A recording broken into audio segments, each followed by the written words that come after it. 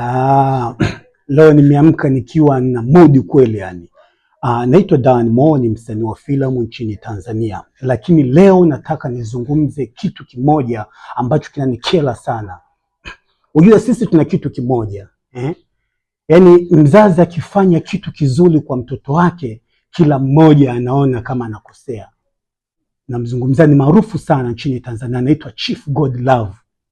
Ujue Chifu ana mtoto wake anaishi naye pale katika ule mjengo wa Ikulu. Anaitwa Pipi Jojo. Pipi Jojo yule ni mwanae, kamfanyia vitu vikubwa sana. Tumekuja kuona ngoma yake imefika mbali. Na gharama ngoma yake ile ukija kuangalia ni zaidi ya milioni 100.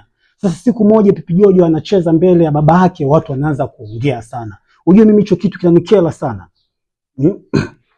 Kinanikera mno kwa sababu mtu kucheza mbele ya baba yake ile ni furaha. Sasa wao utasemaje kwamba Chief Godlove anatoka na Pipi Jojo wakati Pipi Jojo ni mwanae? Hebu ujiulize kwanza. Wewe mwenyewe ujiulize yani, Yule tajiri na watu wangapi ambao wanamtafuta watoto wa kike na wanahitaji hata wamzalie mtoto.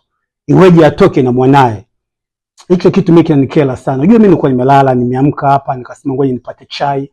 Nikaona ile swala ngoja nilizungumzie kwanza.